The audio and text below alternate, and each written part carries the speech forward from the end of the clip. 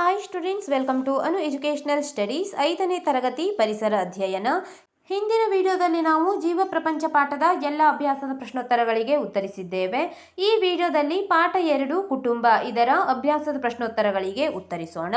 ಕುಟುಂಬದ ಸದಸ್ಯರು ಸಂಬಂಧಿಗಳಾಗಿರುತ್ತಾರೆ ಮತ್ತು ಒಟ್ಟಾಗಿ ವಾಸಿಸುತ್ತಾರೆ ಎಂದು ನಿನಗೀಗಾಗಲೇ ತಿಳಿದಿದೆ. ಕೆಲವೊಮ್ಮೆ ಕುಟುಂಬದ ಸದಸ್ಯರು ವಿವಾಹ, ಉದ್ಯೋಗ, ಶಿಕ್ಷಣ ಹೀಗೆ ಬೇರೆ ಬೇರೆ ಕಾರಣಗಳಿಂದ ಮೂಲ ಕುಟುಂಬವನ್ನು ಬಿಟ್ಟು ತಮ್ಮದೇ ಆದ ಪ್ರತ್ಯೇಕ ಕುಟುಂಬವನ್ನು ರಚಿಸಿಕೊಳ್ಳುತ್ತಾರೆ. ಕಾಲದಿಂದ ಕಾಲಕ್ಕೆ ಕುಟುಂಬದ ಸ್ವರೂಪದಲ್ಲಿ ಅನೇಕ ಬದಲಾವಣೆಗಳಾಗುತ್ತಿವೆ ಎಂದು ಕೊಡಲಾಗಿದೆ. ಈ ಪಾಠದ ನಂತರ ನೀವು ಕಲಿಯುವಂತಹ ಅಂಶಗಳನ್ನು ಇಲ್ಲಿ ಕೊಟ್ಟಿದ್ದಾರೆ. ಕುಟುಂಬದ ಮಹತ್ವ, ವಂಶವೃಕ್ಷ, ಸಂಬಂಧಗಳ ಸಂಕೇತಗಳು, ಕುಟುಂಬ ಸ್ವರೂಪದಲ್ಲಿನ ಬದಲಾವಣೆಗಳು, ವಿಭಕ್ತ ಮತ್ತು ಅವಿಭಕ್ತ ಕುಟುಂಬ ಈ ರೀತಿಯ ಕುಟುಂಬಗಳ ಲಕ್ಷಣಗಳನ್ನು ನೀವು ಕಲಿಯುತ್ತೀರಿ. 4ನೇ ತರಗತಿಯಲ್ಲಿ ವಂಶವೃಕ್ಷದ ಪರಿಚಯ ನಿನಗಾಗಲೇ ಆಗಿದೆ. ವಂಶವೃಕ್ಷ ಎಂದರೇನು ಇಲ್ಲಿ ಬರೆಯೆಂದು ಕೊಟ್ಟಿದ್ದಾರೆ.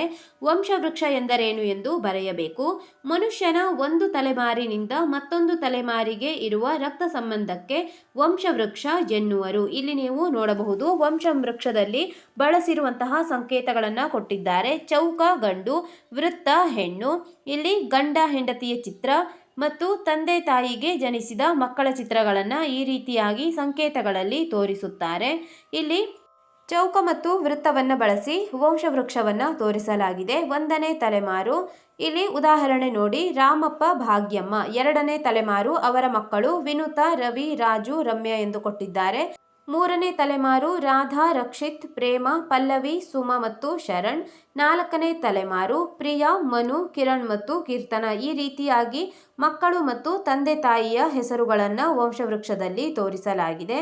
ಕ್ರಮ ಸಂಖ್ಯೆ 1ರ ಉದಾಹರಣೆ ಗಮನಿಸಿ. ನಾವು ಈಗ ಮನು ಎಂದು ತಿಳಿದುಕೊಂಡು ಮನುವಿಗೆ ಇರುವಂತಹ ಸಂಬಂಧಗಳನ್ನು ಬರೆಯುತ್ತಾ ಹೋಗಬೇಕು. ಮನುವಿಗೆ ಪ್ರಿಯಾ, ಸಂಬಂಧದಲ್ಲಿ ಅಕ್ಕ. ನಂತರ ಮನುವಿಗೆ ರಕ್ಷಿತ್ ಮತ್ತು ರಾಧಾ, ತಂದೆ ತಾಯಿ. ಪ್ರೇಮ, ಸೋದರತ್ತೆ. ರಾಮಪ್ಪ, ಭಾಗ್ಯಮ್ಮ, ಮುತ್ತಜ್ಜ ಮತ್ತು ಮುತ್ತಜ್ಜಿ. ರವಿ, ವಿನುತಾ, ಅಜ್ಜ ಅಜ್ಜಿ. ಪಲ್ಲವಿ, ಅತ್ತೆ. ಶರಣ್ ಮತ್ತು ಸುಮಾ, ಅತ್ತೆ ಮಾವ. ರಾಜು, ರಮ್ಯಾ, ಅಜ್ಜ ಅಜ್ಜಿ. ಕಿರಣ್, ಬಾಮೈದ. ಕೀರ್ತನ, ಸೊಸೆ. ಈ ರೀತಿಯಾಗಿ ಇಲ್ಲಿ ಸಂಬಂಧಗಳನ್ನು ಬರೆಯಲಾಗಿದೆ.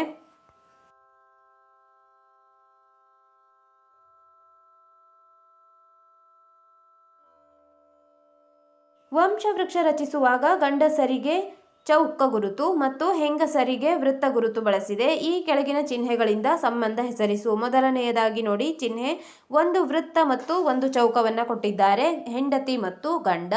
ನಂತರ ಇಲ್ಲಿ ವೃತ್ತ ಮತ್ತು ಚೌಕವನ್ನು ಕೊಡಲಾಗಿದೆ, ಮಗಳು, ಮಗ. ನಂತರ ಇಲ್ಲಿ ಸಂಕೇತ 2 ಸೊನ್ನೆಗಳನ್ನು ಕೊಟ್ಟು ಮಧ್ಯದಲ್ಲಿ ಟಿ ಆಕಾರದಿಂದ ಕೂಡಿಸಲಾಗಿದೆ. ಈ ಸಂಕೇತ ತಾಯಿ ಮತ್ತು ಮಗಳು. ನಂತರ 1 ಚೌಕ ಮತ್ತು 1 ವೃತ್ತ, ತಂದೆ ಮತ್ತು ಮಗಳು. ನಂತರ 2 ಚೌಕಗಳನ್ನು ಕೊಟ್ಟಿದ್ದಾರೆ. 2 ಚೌಕಗಳನ್ನು ಕೊಟ್ಟಾಗ ಅಣ್ಣ ಮತ್ತು ತಮ್ಮ ಎಂದು ನೀವು ಊಹಿಸಬೇಕು. ನಂತರ 2 ವೃತ್ತಗಳನ್ನು ಕೊಡಲಾಗಿದೆ. 2 ವೃತ್ತಗಳನ್ನು ಕೊಟ್ಟಲ್ಲಿ ಅಕ್ಕ ಮತ್ತು ತಂಗಿ ಎಂದು ನೀವು ಊಹಿಸಬೇಕಾಗಿದೆ. ಈ ರೀತಿಯ ಕುಟುಂಬದಲ್ಲಿ ಬರಬಹುದಾದಂತಹ ಸಂಬಂಧಗಳನ್ನು ಇಲ್ಲಿ ಸಂಕೇತಗಳ ಮೂಲಕ ಬಿಡಿಸಿ ತೋರಿಸಿದ್ದಾರೆ. ನನ್ನ ಕುಟುಂಬದ ಪರಿಚಯವಾಯಿತು. ಈಗ ನಿನ್ನ ಕುಟುಂಬದ ವಂಶವೃಕ್ಷ ಬರೆ ಎಂದು ಹೇಳಿದ್ದಾರೆ. ಇಲ್ಲಿ ನೀವು ನಿಮ್ಮ ಕುಟುಂಬದ ವಂಶವೃಕ್ಷವನ್ನು ಬರೆಯಬೇಕು. ಉದಾಹರಣೆಯಾಗಿ ನಾವು ಬರೆದು ತೋರಿಸಿದ್ದೇವೆ. 1ನೇ ತಲೆಮಾರು ಚನ್ನಪ್ಪ, ಗೌರಮ್ಮ. 2ನೇ ತಲೆಮಾರು ಶೋಭಾ, ತಿಮ್ಮಪ್ಪ. ಗೌರಮ್ಮ ಇರುವಲ್ಲಿ ಕಮಲ ಮತ್ತು ಸಿದ್ದೇಶ ಎಂದು ಬರೆಯಿರಿ. ನಂತರ ಗಿರೀಶ, ರಾಧಾ, ಜಯಣ್ಣ, ಕಾವ್ಯ, ರಾಮು. ಈ ರೀತಿಯಾಗಿ 3ನೇ ತಲೆಮಾರು, 4ನೇ ತಲೆಮಾರು ಮತ್ತು 5ನೇ ತಲೆಮಾರುಗಳನ್ನು ನೀವು ಬರೆಯಬೇಕು. ಇಲ್ಲಿ ನೀವು ನಿಮ್ಮ ವಂಶವೃಕ್ಷವನ್ನು ಬರೆಯಬೇಕಾಗಿದೆ.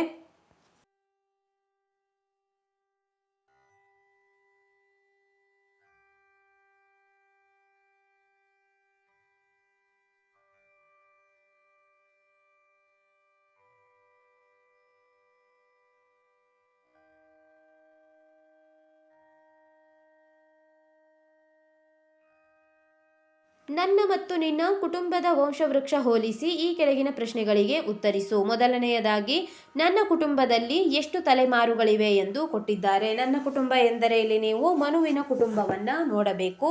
ಅಲ್ಲಿ 4 ತಲೆಮಾರುಗಳಿವೆ.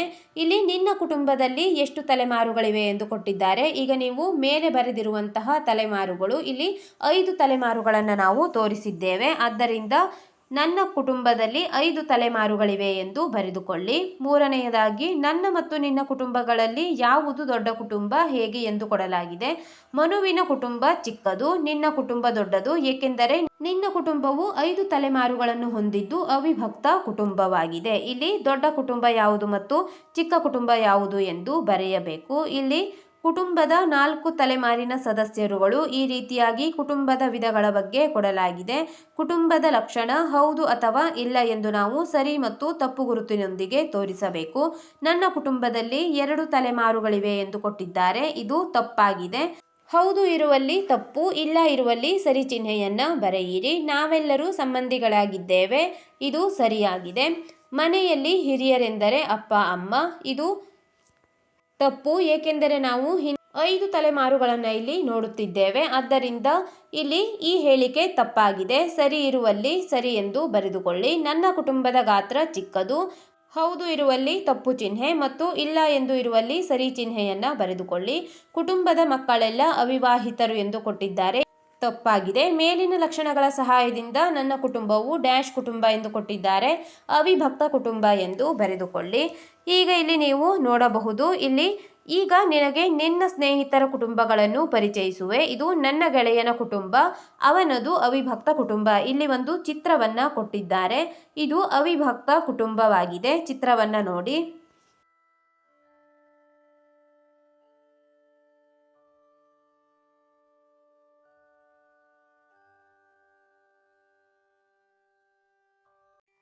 ಗೆಳೆಯನ ಕುಟುಂಬ ನೋಡಿದೆಯಲ್ಲ, ಈ ಕುಟುಂಬದ ಬಗ್ಗೆ ನಿನ್ನ ಅನಿಸಿಕೆ ಬರೆ ಎಂದು ಹೇಳಿದ್ದಾರೆ. ಈ ಕುಟುಂಬವು ಅವಿಭಕ್ತ ಕುಟುಂಬವಾಗಿದೆ. ಇಲ್ಲಿ ಎಲ್ಲರ ಪ್ರೀತಿ ಸಿಗುತ್ತದೆ, ಹಿರಿಯರ ಮಾರ್ಗದರ್ಶನ ದೊರೆಯುತ್ತದೆ, ಎಂತಹ ಕಷ್ಟದ ಪರಿಸ್ಥಿತಿ ಬಂದರೂ ಎಲ್ಲರೂ ಒಟ್ಟಾಗಿ ಎದುರಿಸಬಹುದು. ಈ ರೀತಿಯ ಬಗ್ಗೆ ನೀವು ನಿಮ್ಮದೇ ಆಗಿರುವಂತಹ ಅನಿಸಿಕೆಯನ್ನ ಬರೆದುಕೊಳ್ಳಿ.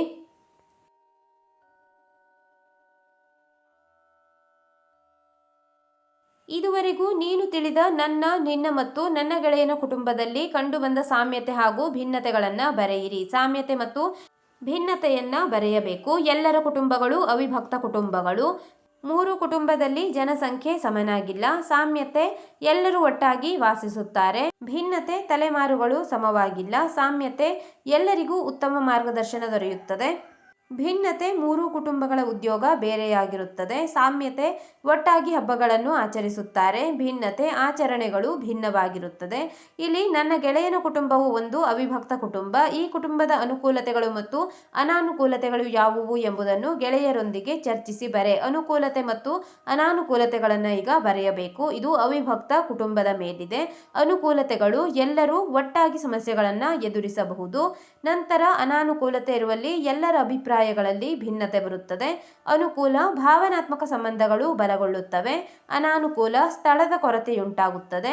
ಅನುಕೂಲ ಸಾಮಾಜಿಕ ಕೌಶಲ್ಯಗಳನ್ನು ಕಲಿಯಬಹುದು. ಅನಾನುಕೂಲ ಎಲ್ಲರಿಗೂ ಜವಾಬ್ದಾರಿಗಳನ್ನು ಹಂಚುವಲ್ಲಿ ವ್ಯತ್ಯಾಸ ಉಂಟಾಗುತ್ತದೆ. ಇಲ್ಲಿ ನೀವು ನಿಮ್ಮ ಅನಿಸಿಕೆಗಳನ್ನು ಬೇಕಾದರೂ ಬರೆದುಕೊಳ್ಳಬಹುದು. ಇಲ್ಲಿ ಅವಿಭಕ್ತ ಕುಟುಂಬದ ಅನುಕೂಲತೆ ಮತ್ತು ಅನಾನುಕೂಲತೆಗಳ ಬಗ್ಗೆ ಬರೆಯಲಾಗಿದೆ. ಸರಿಯಾಗಿ ನೋಡಿ ಬರೆದುಕೊಳ್ಳಿ.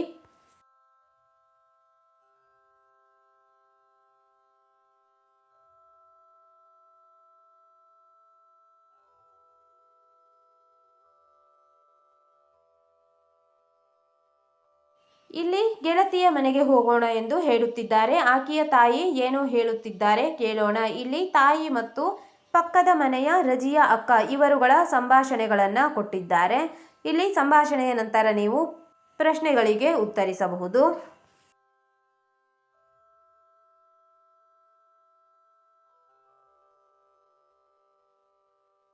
ಯಾರು ಯಾವ ರೀತಿಯ ಸಹಾಯ ಎಂದು ಕೊಟ್ಟಿದ್ದಾರೆ. ಯಾರು ಯಾವ ರೀತಿಯ ಸಹಾಯವನ್ನ ಮಾಡಬಹುದು ಎಂದು.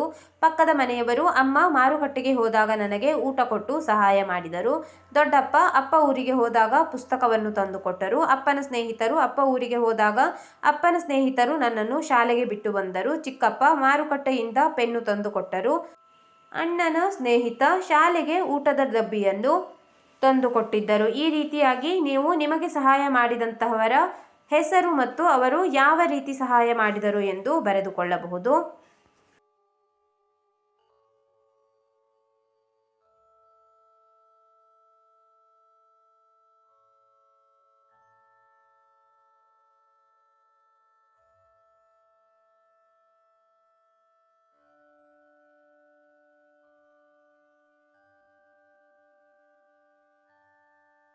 ನಾನು ನಿನಗೆ ಬೇರೆ ಬೇರೆ ಕುಟುಂಬಗಳ ಪರಿಚಯ ಮಾಡಿಸಿದೆ. ಈ ಕೆಳಗಿನ ಅಂಶಗಳನ್ನು ಓದಿ ಇದು ನನ್ನ ಕುಟುಂಬ ಮತ್ತು ಇತರರು ಎಂದು ವಿಂಗಡಿಸು. ಅದನ್ನು ಮುಂದಿನ ಪುಟದಲ್ಲಿ ಕೊಟ್ಟಿರುವ ಕೋಷ್ಟಕದಲ್ಲಿ ಅಥವಾ ಕೊಟ್ಟಿರುವ ಚೌಕದಲ್ಲಿ ಬರೆ ಎಂದು ಕೊಟ್ಟಿದ್ದಾರೆ.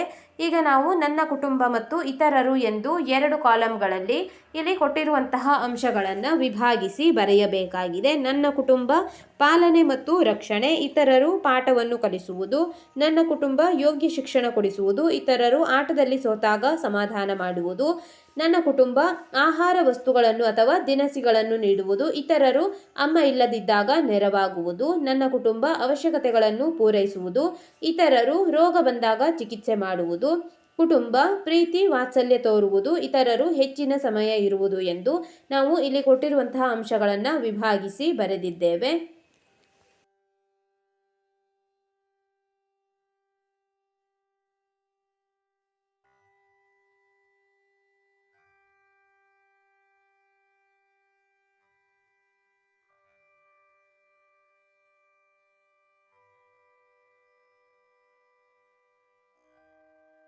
ಈಗ ಮುಂದಿನ ಕೋಷ್ಟಕವನ್ನು ನಾವು ಬಿಡಿಸೋಣ. ಕ್ರಮ ಸಂಖ್ಯೆ, ಭೇಟಿ ನೀಡಿದ ಮನೆಯ ಮುಖ್ಯಸ್ಥರ ಹೆಸರು, ಕುಟುಂಬದ ಸದಸ್ಯರ ಸಂಖ್ಯೆ, ಮುಖ್ಯಸ್ಥರೊಂದಿಗೆ ಸದಸ್ಯರು ಹೊಂದಿರುವ ಸಂಬಂಧ. ಇಲ್ಲಿ ಚಟುವಟಿಕೆಯನ್ನು ಕೊಟ್ಟಿದ್ದಾರೆ. ನಿನ್ನ ಮನೆಯ ಅಕ್ಕಪಕ್ಕದಲ್ಲಿರುವ 10 ಮನೆಗಳಿಗೆ ಭೇಟಿ ನೀಡು. 10 ಮನೆಗಳಿಗೆ ಭೇಟಿ ನೀಡಿ ಅಲ್ಲಿರುವಂತಹ ಮುಖ್ಯಸ್ಥರ ಹೆಸರು, ಅವುಗಳ ಮನೆಯಲ್ಲಿರುವಂತಹ ಸದಸ್ಯರ ಸಂಖ್ಯೆ ಮತ್ತು ಸದಸ್ಯರೊಂದಿಗೆ ಹೊಂದಿರುವಂತಹ ಸಂಬಂಧವನ್ನು ಬರೆದುಕೊಂಡು ಬರುವಂತೆ ಹೇಳಿದ್ದಾರೆ. ಈಗ ನಾವು ಉದಾಹರಣೆಯಾಗಿ ಒಂದಿಷ್ಟು ಜನರ ಹೆಸರುಗಳನ್ನು ಮತ್ತು ಸದಸ್ಯರ ಸಂಖ್ಯೆಯನ್ನು ಬರೆದಿದ್ದೇವೆ. ಜಯಣ್ಣ 5, ಅಪ್ಪ ಅಮ್ಮ ಹೆಂಡತಿ ಮತ್ತು ಮಗ. ನಾಗರಾಜ ಸದಸ್ಯರು 4, ಅಮ್ಮ ಅಪ್ಪ ಮಗಳು. ಮುನಿಯಪ್ಪ ಸದಸ್ಯರ ಸಂಖ್ಯೆ 5, ಅಪ್ಪ ಹೆಂಡತಿ ಮಗ ಮಗಳು. ಶೇಖರ್ ಸದಸ್ಯರ ಸಂಖ್ಯೆ 4, ಅಪ್ಪ ಅಮ್ಮ ಮಗ. ಬಾಲರಾಜ್ ಸದಸ್ಯರ ಸಂಖ್ಯೆ 4, ಅಪ್ಪ ಅಮ್ಮ ಮಗ. ಶರಣಯ್ಯ ಸದಸ್ಯರ ಸಂಖ್ಯೆ 5, ಅಪ್ಪ ಅಮ್ಮ ಹೆಂಡತಿ ಮತ್ತು ಮಗಳು. ಕೊಟ್ರೇಶ್ ಸದಸ್ಯರ ಸಂಖ್ಯೆ 6, ಅಪ್ಪ ಅಮ್ಮ ಹೆಂಡತಿ ಮಗ ಮತ್ತು ಮಗಳು. ಬಸವಯ್ಯ ಸದಸ್ಯರ ಸಂಖ್ಯೆ 4, ಅಪ್ಪ ಹೆಂಡತಿ ಮಗ. ಸೋಮಣ್ಣ ಸದಸ್ಯರ ಸಂಖ್ಯೆ 5, ಅಮ್ಮ ಹೆಂಡತಿ ಮಗ ಮತ್ತು ಮಗಳು. ರುದ್ರೇಶ್ ಸದಸ್ಯರ ಸಂಖ್ಯೆ 3, ಹೆಂಡತಿ ಮತ್ತು ಮಗ ಎಂದು ಬರೆಯಲಾಗಿದೆ. ಮೇಲಿನ ಮಾಹಿತಿಯನ್ನು ಆಧರಿಸಿ ಈ ಪ್ರಶ್ನೆಗಳಿಗೆ ಉತ್ತರಿಸು. 5ಕ್ಕಿಂತ ಕಡಿಮೆ ಸದಸ್ಯರಿರುವ ಕುಟುಂಬಗಳ ಸಂಖ್ಯೆಯನ್ನು ಆರಿಸಿ ಬರೆಯಿರಿ. 5ಕ್ಕಿಂತ ಕಡಿಮೆ ಇರುವ ಕುಟುಂಬಗಳ ಸಂಖ್ಯೆ 5 ಆಗಿದೆ ಮತ್ತು 5ಕ್ಕಿಂತ ಹೆಚ್ಚು ಸದಸ್ಯರಿರುವಂತಹ ಕುಟುಂಬದ ಸಂಖ್ಯೆಯು ಕೂಡ 5 ಆಗಿದೆ. ಇಲ್ಲಿ ಈ ಉತ್ತರವನ್ನು ನೀವು ಮೇಲಿನ ಕೋಷ್ಟಕಕ್ಕೆ ಸಂಬಂಧಿಸಿದಂತೆ ಬರೆಯಬೇಕು. ಮೇಲಿನ ಕೋಷ್ಟಕದಲ್ಲಿ 5ಕ್ಕಿಂತ ಕಡಿಮೆ ಇರುವ ಸದಸ್ಯರ ಕುಟುಂಬಗಳ ಸಂಖ್ಯೆ ಮತ್ತು 5ಕ್ಕಿಂತ ಹೆಚ್ಚು ಇರುವಂತಹ ಕುಟುಂಬಗಳ ಸಂಖ್ಯೆಯನ್ನು ಬರೆದಿದ್ದೇವೆ. 2 ತಲೆಮಾರುಗಳಿಗಿರುವ ಕುಟುಂಬದ ಸಂಖ್ಯೆ 3, 2ಕ್ಕಿಂತ ಹೆಚ್ಚು ತಲೆಮಾರುಗಳಿರುವ ಕುಟುಂಬದ ಸಂಖ್ಯೆ 7. ಈ ಚಟುವಟಿಕೆಯಿಂದ ನಾನು ತಿಳಿದದ್ದು. ನಿಮ್ಮ ಅಂಶಗಳನ್ನು ಇಲ್ಲಿ ಬರೆಯಬೇಕು. ಈ ಚಟುವಟಿಕೆಯಿಂದ ವಿಭಕ್ತ ಮತ್ತು ಅವಿಭಕ್ತ ಕುಟುಂಬಗಳ ಪರಿಕಲ್ಪನೆ ತಿಳಿಯಿತು. ಕುಟುಂಬಗಳಲ್ಲಿನ ಸಂಬಂಧವನ್ನು ತಿಳಿದೆ. ಪ್ರೀತಿ, ವಿಶ್ವಾಸ, ನೆಮ್ಮದಿ, ಒಗ್ಗಟ್ಟು, ಆಚಾರ ವಿಚಾರ, ಸಂಸ್ಕೃತಿ ಬೆಳೆಸುವುದು, ಈ ಎಲ್ಲ ವಿಷಯಗಳನ್ನು ಬೆಳೆಸುವಲ್ಲಿ ಕುಟುಂಬದ ಪಾತ್ರವನ್ನು ತಿಳಿದೆನು. ಇಲ್ಲಿ ನೀವು ನಿಮ್ಮ ಅನಿಸಿಕೆಗಳನ್ನು ಬೇಕಾದರೂ ಬರೆದುಕೊಳ್ಳಬಹುದು.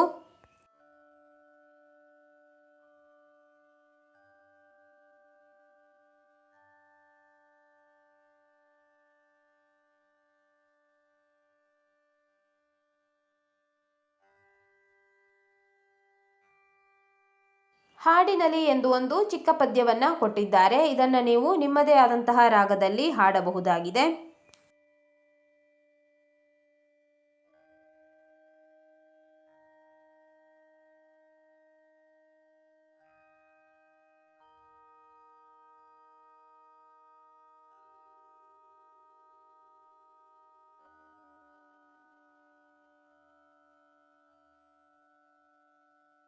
ಚಿತ್ರದ ಸಹಾಯದಿಂದ ಈ ಕೆಳಗಿನ ಪ್ರಶ್ನೆಗಳಿಗೆ ಉತ್ತರಿಸು. ಇಲ್ಲಿ ಕೊಟ್ಟಿರುವಂತಹ ಚಿತ್ರವನ್ನು ಗಮನಿಸಿ.